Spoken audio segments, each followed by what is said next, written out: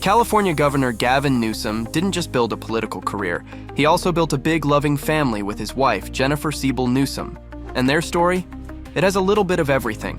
Blind dates, Hollywood connections, political scandals, and a whole lot of resilience. So, let's rewind to 2006. Gavin had just finalized his divorce from Kimberly Guilfoyle. Yes, that Kimberly, who later dated Donald Trump Jr. Not long after, Gavin's friend Kathy Wilsey set him up on a blind date with Jennifer. At the time, she barely knew who he was, even though he was already the mayor of San Francisco. Their first date? Oh, just a glamorous night out at the Artist Ball at the Yerba Buena Center for the Arts. And according to Jennifer, sparks flew instantly. We had so much in common, we were blown away, from our love for Africa to our interests in political issues to art and the wine business and college sports, she said. But their whirlwind romance wasn't all smooth sailing. Just days after they met, Gavin was suddenly linked in the press to a 20-year-old woman. He told Jennifer up front about the story before it hit the papers, insisting he never actually dated the woman. Still, rumors spread so fast, people were confusing Jennifer for the mystery 20-year-old and even asking for her ID. She later laughed about it, saying, "You just have to have a sense of humor about those things." You have to own up your mistakes, don't repeat them, and learn from them. Then came another scandal. A few months into their relationship, it was revealed that Gavin had previously had an affair with his own appointments secretary, who was married to his campaign manager at the time. Oof. I've hurt someone I care deeply about, Alex Turk, his friends and family, and that is something that I have to live with and something that I am deeply sorry for. But Jennifer stood by him. She hadn't known Gavin back then and chose to focus on the present. By the end of 2007, Gavin popped the question while they were on vacation in Hawaii. And on July 26th, 2008, they tied the knot in Montana. Since then, the couple has welcomed 4 children: Montana, Brooklyn, Hunter, and Dutch. That's a full house for sure. You know, with 4 young children, Christmas is a big deal in our household. But don't think Jennifer is just the governor's wife. She's an absolute powerhouse in her own right. Born and raised in San Francisco, she's a Stanford graduate with both honors and an MBA under her belt. She started off in environmental work, then shifted gears and created her own production company, Girls Club Entertainment. Her focus? Telling stories that challenge the way we view gender, media, and power. You may have heard of her documentaries like Misrepresentation or The Invisible War. And if you haven't, they're worth checking out. My purpose and passion in life really is to elevate women and men up in our culture. Jennifer has also spoken out about her own painful experiences in the industry. In 2017, she shared that she was an alleged victim of Harvey Weinstein. She wrote a moving essay describing how, as a young actress, she found herself alone with Weinstein at a hotel after staff mysteriously disappeared.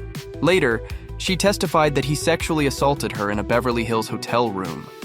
"I was so violated," she said in court. Though the jury didn't reach a verdict in her specific case, Weinstein was ultimately convicted on other charges.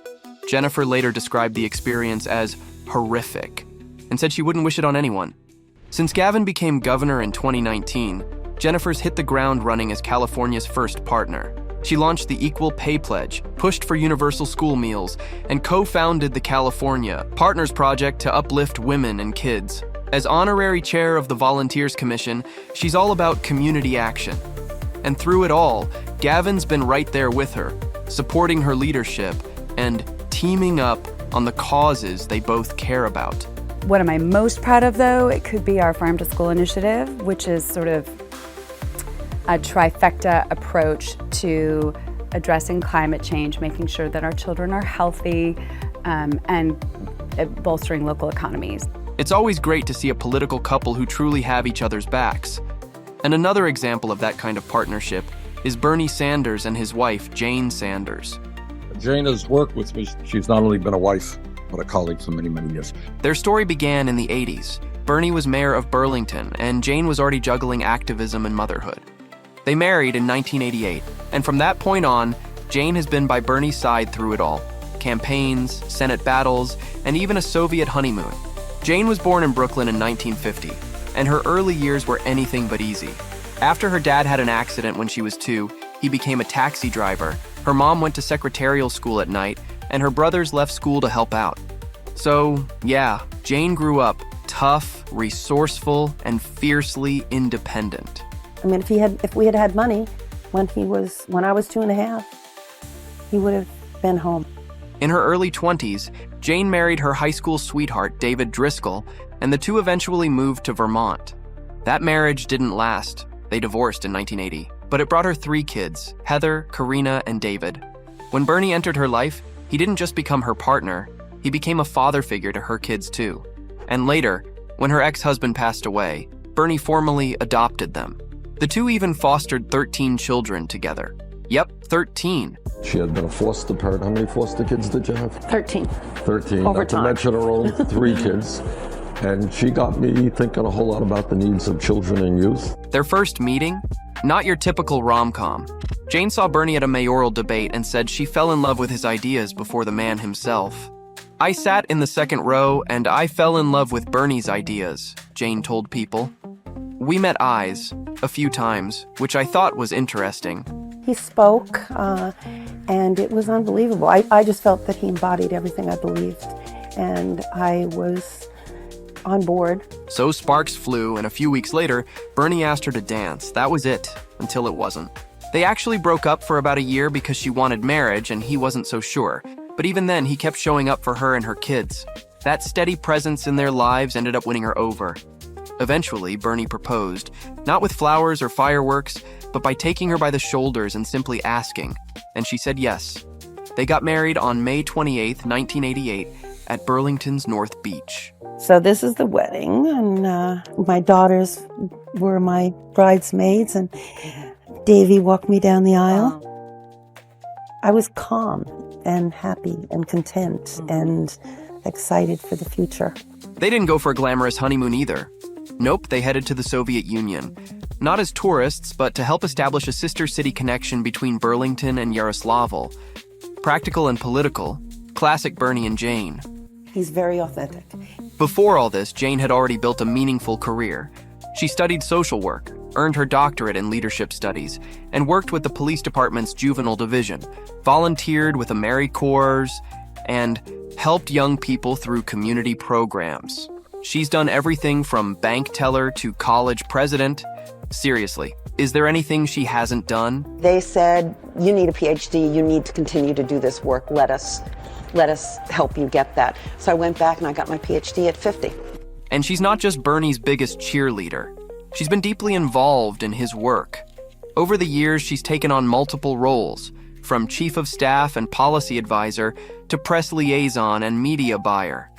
According to reports, she even helped draft more than 50 pieces of legislation.